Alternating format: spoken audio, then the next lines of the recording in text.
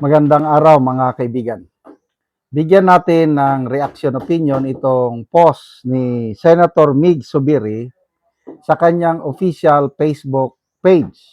Sabi dito, Zubiri, we are ready to answer the call to work. Sabi niya, we in the majority welcome the call for a special session on June 17, and we are ready to do our mandate, work hard, and help the Senate act on urgent matters before us. The agenda is clear and urgent, touching on healthcare, education, funding, and assistance for Filipinos in crisis, matters that can bring real help to Filipino families who need government to act with urgency and compassion. The Commission on Appointment has also important work to do on cabinet, military, and foreign service appointments, and we owe it to our institutions to act with diligence and fairness. Papasok tayo, magtratrabaho tayo, and we will do our duty for the people. The Senate has always had the capacity to rise above difficult moments, and I trust that we can approach this session with seriousness, respect for our mandate, and a clear sense of responsibility to the people. Walang drama, walang delay, walang dahilan para hindi magtrabaho. We should be ready to work and ready to help move forward whatever must be acted upon for the good of the public. Okay, tingnan muna natin dito sa reaction, no? Yung tawa, laugh, angry, emoji, like, love, mga ganon, reaction. Nako, puros tawa ang nakalagay dito. Puros tawa, kailang hindi mo makita yung bilang. Nakalagay dito, Senator Mig Zubiri can see the total number of reactions to this post. Itinago niya. Ayaw niyang makita natin, taong bayan, kung ilang percentage ng taong bayan ang tumatawa sa kanya. Takot. Alam niya na maraming nagbabas sa kanya. Alam niya maraming galit. Basa tayo sa mga comments. Clint Damian, sabi niya, go Malacanang. Senator Mig Zubiri, work for Bongbong Marcos. Yan. Yung special session, kasi naka-recess ang Kongreso ngayon, pwedeng magpatawag kung may emergency. May pangangailangan talaga. Example, ng COVID, mga ganun. Emergency cases, yan. Ang alam ko, nag-special session ang Congress noon. Ngayon, wala namang COVID. Yung giyera sa Middle East, patapos naman. Naka-adjust naman ang Pilipino sa mahal ng wala akong nakikitang urgent na dahilan bakit magpatawag ng special session. Yung mga batas na ipapasa kuno is mga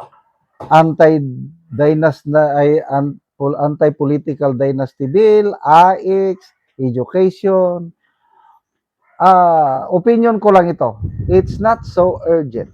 Pwedeng makapaghintay sa pag-open ng session ng Congress.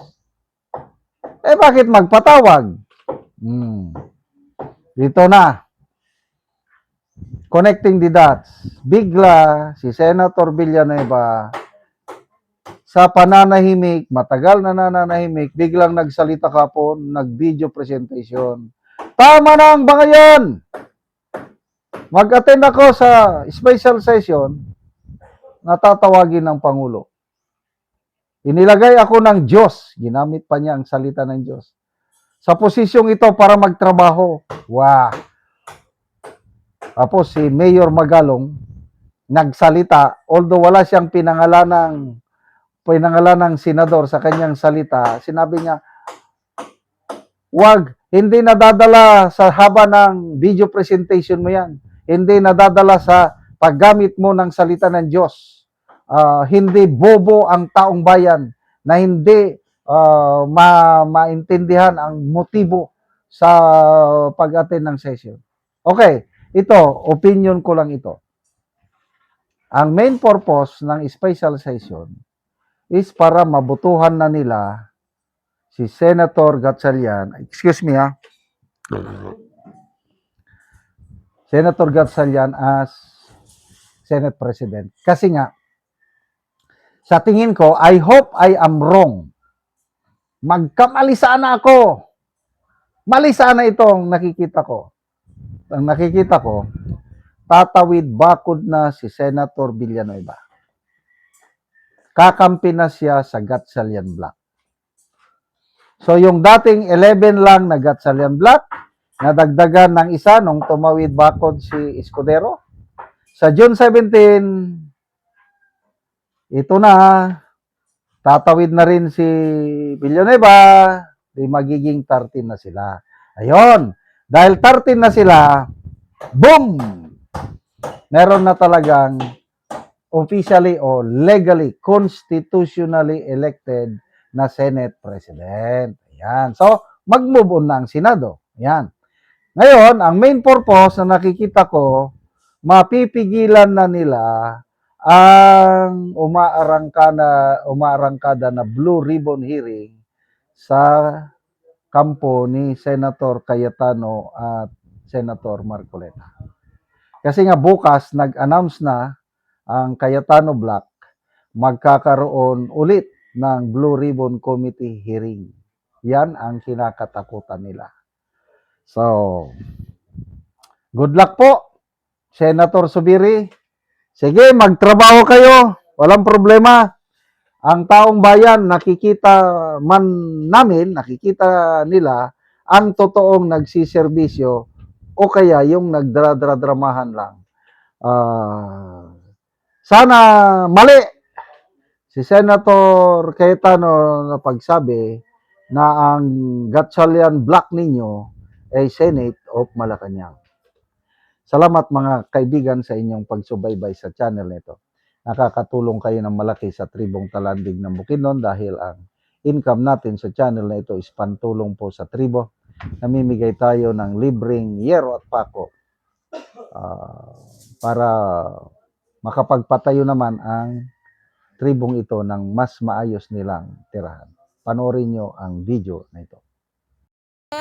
Mauna ni si ate ang matagaano gyero nga Amo na ning itaod karon. oo magtaod na daw Mga buwan. oo Kayo sen.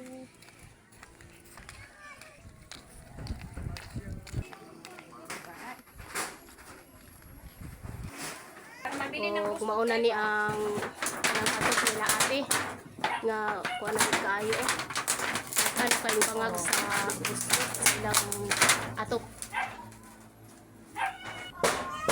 grabe na gid kayo ang gusto to o tuluan na gid kayo sila ate ko ulan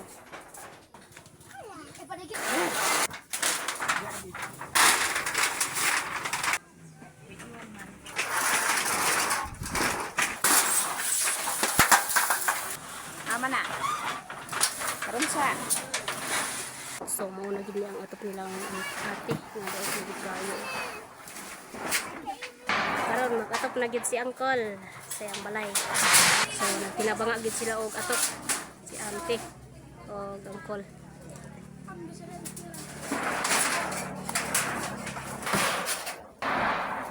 Salamat.